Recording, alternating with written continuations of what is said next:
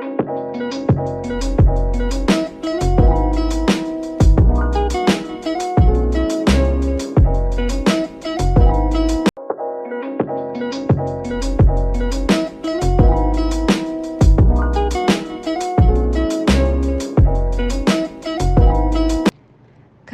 kurikulum bilik darjah adalah pentafsiran dan penterjemahan dari kurikulum standard sekolah rendah, kurikulum standard sekolah menengah, dokumen standard kurikulum dan pentaksiran, rancangan pengajaran tahunan serta rancangan pengajaran harian. Jenis pengetahuan kandungan kurikulum dibahagikan kepada dua, iaitu pengetahuan deklaratif dan pengetahuan prosedural. Pengetahuan deklaratif adalah pengetahuan yang berkaitan dengan fakta dan maklumat umum yang boleh dihuraikan atau diperjelaskan dan disimpan melalui ingatan semantik dan ingatan berepisod. Seperti contoh, fakta, konsep, prinsip serta teori. Manakala pengetahuan prosedural merupakan pengetahuan mengenai bagaimana untuk melakukan sesuatu dan bagaimana melaksanakan langkah-langkah dalam sesuatu proses. Seperti contoh, proses, metodologi, prosedur dan tata cara. Hubung kait kurikulum kebangsaan, sekolah dan bilik darjah. Kurikulum kebangsaan adalah komponen sistem pendidikan yang meliputi kurikulum dan core kurikulum yang berpusat dan seragam. Ia mengandungi pengetahuan, kemahiran, norma, unsur-unsur kebudayaan dan kepercayaan. Ia juga dikenali sebagai kurikulum rasmi yang dibentuk berpaksikan falsafah pendidikan kebangsaan secara menyeluruh dan dilaksanakan di semua sekolah, seperti contoh KSSR dan KSSM. Seterusnya adalah kurikulum sekolah.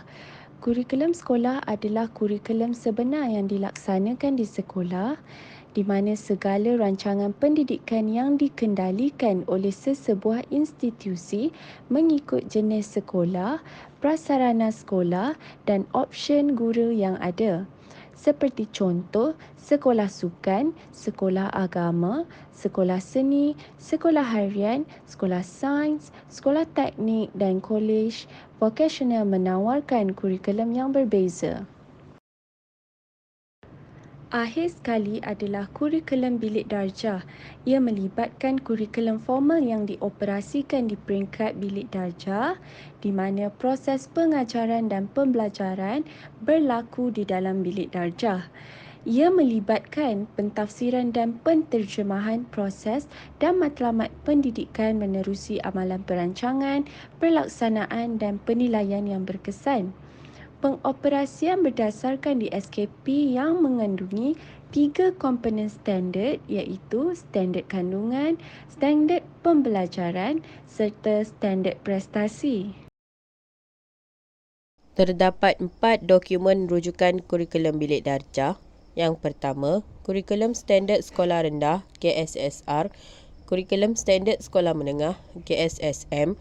Yang kedua, dokumen standard kurikulum dan pentaksiran DSKP.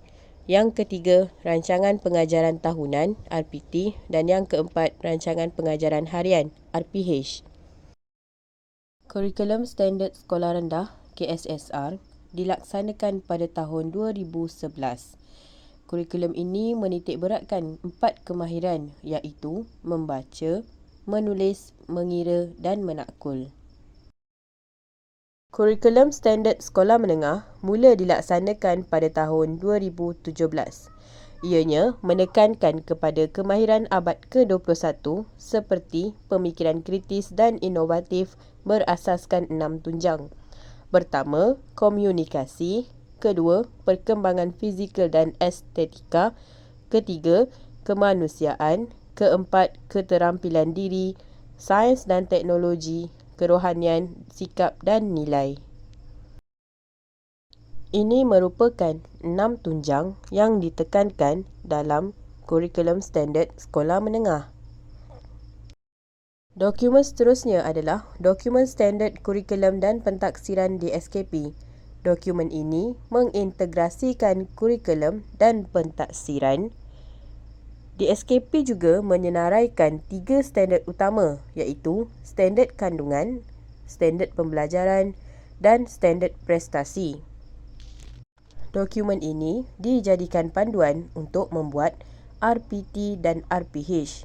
Dokumen ini juga digunakan untuk melakukan pentaksiran tentang perkembangan dan pencapaian murid melalui standard prestasi yang dikenali sebagai pentaksiran bilik darjah atau dikenali sebagai PBD. Seterusnya, rancangan pengajaran tahunan RPT. Dokumen ini merupakan rancangan mengajar dalam tempoh setahun sesi persekolahan. Ianya disusun mengikut peruntukan waktu yang telah ditetapkan mengikut DSKP. Terdapat 4 perkara yang diberi perhatian semasa membina RPT. Pertama, peruntukan masa pengajaran dan pembelajaran. Kedua, skop kandungan. Ketiga, urutan isi kandungan pembelajaran. Dan yang keempat, kesinambungan isi kandungan dan integrasi semua perkara yang perlu diajar. Seterusnya, rancangan pengajaran harian RPH.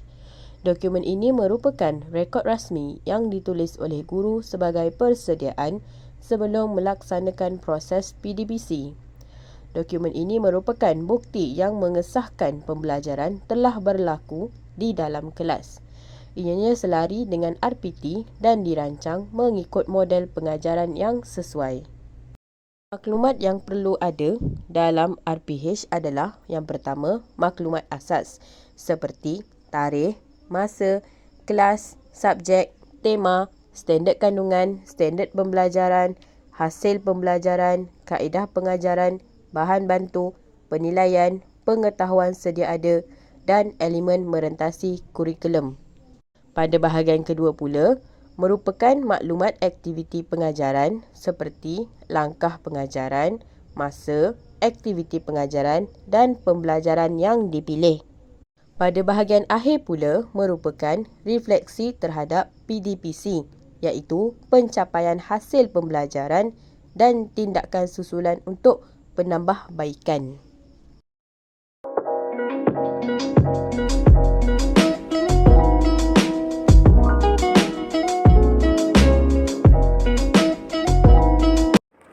Pengetahuan deklaratif adalah pengetahuan yang berkaitan dengan fakta dan maklumat-maklumat umum yang boleh dihuraikan atau diperjelaskan dan disimpan dalam 2 bentuk iaitu ingatan semantik dan ingatan berepisod. Ingatan semantik ialah melibatkan maklumat seperti konsep, prinsip, peraturan, strategi menyelesaikan masalah dan boleh dihuraikan dan dijelaskan, disimpan dalam bentuk ruang rujukan iaitu rangkaian idea yang berkaitan antara satu dengan yang lain. Ingatan berepisod pula merupakan pengalaman kendiri yang berbentuk cerita atau analogi. Fakta. Fakta merupakan elemen-elemen asas yang perlu diketahui oleh murid. Fakta merangkumi pengetahuan asas seperti nama, tempat, ukuran dan lain-lain. Fakta merupakan dakwaan yang boleh dibuktikan mengenai elemen tertentu berdasarkan pemerhatian beberapa orang ahli yang arif. Fakta diperlukan untuk membina konsep dan generalisasi. Sebagai contoh, suhu bulan Januari di Tanjung Malim adalah 30 darjah Celsius. Konsep. Mengetahui maksud sesuatu perkataan, istilah, simbol bahasa dan bukan bahasa dengan tepat. Idea am dalam bentuk perkataan yang mewakili sekumpulan orang, benda, tingkah laku, kejadian atau perhubungan yang mempunyai ciri-ciri sepunya. Misalnya, konsep harga dalam ilmu ekonomi, fotosintesis dalam biologi, aptitude dan kebolehan kognitif dalam ilmu psikologi pembelajaran. Konsep boleh jadi perkara konkret seperti tempat, objek, institusi atau abstrak seperti kejadian, perasaan, cara berfikir, tingkah laku. Sebagai contoh, konsep ialah fotosintesis, kelembapan, kecerunan, pertumbuhan, pemeluapan. Prinsip. Prinsip ialah garis panduan, peraturan atau parameter untuk mengawal tindakan atau apa yang perlu dilakukan dan tidak boleh dilakukan. Membolehkan seseorang membuat kesimpulan tentang punca suatu perkara terjadi, membuat ramalan dan menarik implikasi. Contoh prinsip ialah prinsip graviti, prinsip rukun negara, prinsip permintaan dan penawaran. Teori atau hukum. Penyataan yang mampu menerangkan perhubungan tersebut. Konsep teori lebih komprehensif iaitu terkandung di dalamnya fakta, hukum dan prinsip serta penjelasan tentang sesuatu fenomena. Aras atau abstract formulation yang tinggi. Contohnya, teori-teori penting dalam pelbagai disiplin ilmu seperti biologi, fizik, psikologi dan lain-lain. Perkara tersebut merupakan asas untuk memahami struktur ilmu dalam suatu bidang. Contoh teori ialah teori kedatangan Islam ke Tanah Melayu, teori evolusi dan teori graviti. Generalisasi. Penyataan yang memperihal atau menerangkan perhubungan antara dua atau lebih konsep. Berguna untuk menerang, menghurai, meramal dan menentukan arah atau tindakan yang sesuai. Sebagai contoh, dengan adanya graviti, maka semua objek yang dilambung ke udara akan jatuh semula ke bumi. Okey, seterusnya ialah pengetahuan prosedural. Pengetahuan prosedural merupakan pengetahuan mengenai bagaimana untuk melakukan sesuatu dan bagaimana untuk melaksanakan langkah-langkah dalam sesuatu proses. Pengetahuan prosedural ini merangkumi pengetahuan yang berkaitan dengan kemahiran yang khusus dan sistematik untuk bertindak, melakukan sesuatu dan menjalankan tugas dengan cekap dan berkesan. Okey, seterusnya ialah proses pengetahuan prosedural. Proses pengetahuan prosedural ialah aliran atau aktiviti yang menerangkan tentang bagaimana ianya berfungsi dan bukannya bagaimana untuk melakukan sesuatu. Ia terbahagi kepada dua proses. Yang pertama, proses untuk menggambarkan aliran kerja. Kedua, proses teknikal yang menerangkan bagaimana sesuatu berfungsi. Oleh itu, proses boleh dianggap sebagai gambaran yang lebih besar dan bagaimana sesuatu itu berfungsi. Kaedah pengetahuan prosedural ialah tata cara melaksanakan sesuatu aktiviti, program, kajian atau tata cara mendapatkan maklumat bagi mencapai objektif atau matlamat. Semua langkah atau prosedur untuk mencapai objektif yang ditetapkan mengikut proses-proses saintifik. Proses secara saintifik boleh diuji dan diulang uji tahap keberkesanannya. Prosedur pengetahuan prosedural ialah satu tindakan atau keputusan mengikut langkah demi langkah untuk mencapai sesuatu objektif. Tindakan terbahagi kepada dua iaitu linear dan bercabang. Pengetahuan tentang cara, kaedah atau prosedur membuat, menyusun dan menyelenggara sesuatu kaedah, mengkaji dan menilai. Tata cara pengetahuan prosedural pula ialah cara dan peraturan dalam melaksanakan sesuatu aktiviti mengikut turutan secara sistematik dan betul. Dikenali juga sebagai tata kelola. Seterusnya, jadual spesifikasi kandungan JSK. Contoh proses pembinaan JSK. Subjek, tajuk, subjek geografi tingkatan 4, tajuk gerakan jisim. Fakta, gerakan jisim berlaku kerana kecuraman cerun yang tinggi. Konsep, jisim, kecuraman, hakisan, graviti. Prinsip, semakin curam kecerunan, semakin cepat kadar gerakan jisim. Teori atau hukum, teori graviti, generalisasi, gerakan jisim berlaku kerana cerun yang curam. Kemudian, subjek tajuk, subjek Al-Quran tahun 4, tajuk tajwid. Fakta huruf izhar ada 6 iaitu alif, ha, kha, ain, ghin, ha. Konsep huruf izhar, tanwin, nun mati. Prinsip bacaan tidak dengung. Teori atau hukum, hukum nun mati dan tanwin. Generalisasi, apabila nun mati atau tanwin bertemu huruf-huruf izhar, maka cara bacaannya adalah tidak dengung dan menzahirkan sebutan. Kepentingan jadual spesifikasi kandungan JSK. Yang pertama, kesediaan guru. Guru bersedia untuk merancang pengajaran dengan menetapkan objektif, hasil pembelajaran, pemilihan kaedah dan strategi pengajaran dan penggunaan bahan bantu yang tepat. Kedua, ilmu guru. Guru juga dapat menguasai pengetahuan substantif yang berkait dengan konsep atau fakta pengetahuan sintaksis yang berkait dengan prosedur atau proses di samping menguasai ilmu mata pelajaran dan ilmu pedagogi. Pentaksiran, proses mendapatkan maklumat terhadap pencapaian murid-murid dan seterusnya mewujudkan penghakiman dan pertimbangan sesuatu projek dan produk pendidikan. Proses yang melibatkan aktiviti menghurai, mengumpul, merekod, memberi skor dan menginterpretasi maklumat tentang pembelajaran seseorang murid bagi sesuatu tujuan.